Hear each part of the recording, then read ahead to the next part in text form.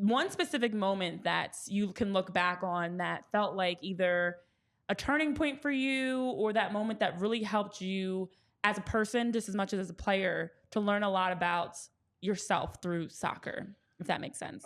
Yeah, I mean, there's a lot. I know. There's one that jumps out at you that was kind of a defining moment for you in your career. The defining moment for me to play in America was, just to give you a story. So in Seattle, we play the game, again, the Seattle team, again, with some French people coming to play. I play very well. I play center back because I went to Adrian Auer and asked him what your coach need. Brian Schmetzer, I said, we need center back. So I'm a center back. So I play center back. I did very well. We beat their team, I think 2 or 3-0, who just won, I guess, the title like 2 years ago. And the following day, so we play, I think the game was on Thursday night on turf, like 7 p.m., full game. We don't have many subs, so we play full game. The next day, we have practice. So we all believe it's going to be, kind of a regen type of practice. We are all professional from France. We're like, we are not going too hard. We are all exhausted. Most of them just flew, to Seattle like a day before. Me, I arrived like a couple of days before because I was coming from Dallas. And they're all exhausted. Everybody is like dead. So we come, we're going to jog, stretch, maybe play a little 5v2 or whatever. And no, it's like, no, we practice like full.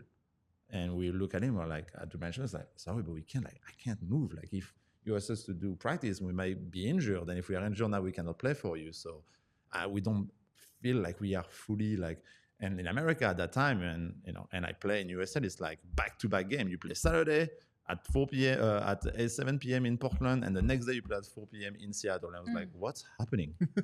Like, who does that? Like now, today you will never do it. But, in 2007 is what I did my first year in Seattle. And I was like, are you joking? Is this really saying like you have a game on June 1st and then June 2nd?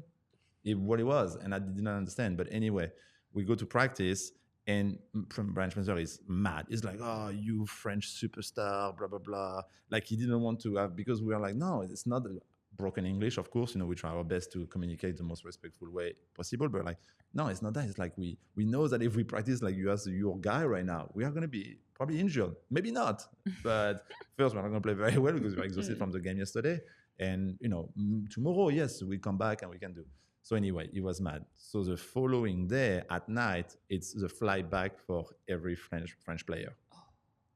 And so they go, but because I went to Dallas, after Dallas, I had another tryout to Colorado, but I didn't went to Colorado because Dallas kept me. So I didn't have any fly back to France.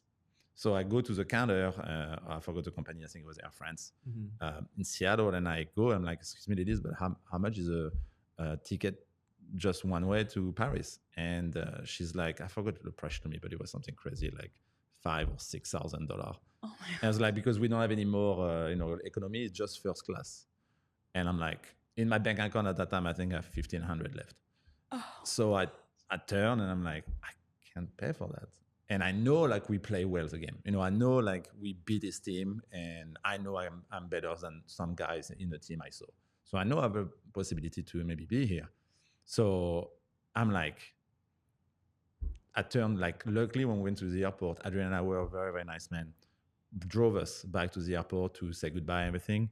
And I went to him, and it was kind of like, was a thing for me. It's like, please, can you tell your coach it was a misunderstanding? We want to be here. Like, I understand he was mad because we're not practice, but it was no disrespect because we are so tired and we just play. So can you ask him if it's okay for us to stay, practice with the team next week so he can see us the entire week?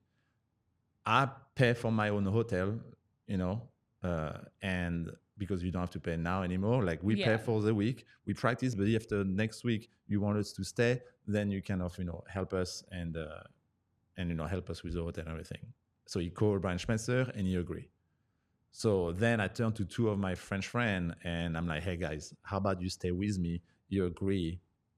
We stayed together. We bundled up in it was like a motel, right on the road, with a kitchen and everything, right across from the training facility in Tukwila in Seattle, which is outside of the city.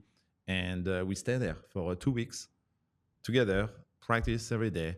And at the end, I was unfortunately the only one who signed with the team. My two other friends didn't sign, but it's what happened. But if I didn't have like the fact, if the person at the airport would have telling me the flight is $800, I would have paid for it. I would be in France. But because it was too expensive, I was like, "Ah, I need to stay. Like, and I was feeling, in my gut that we have to stay. Like we did well.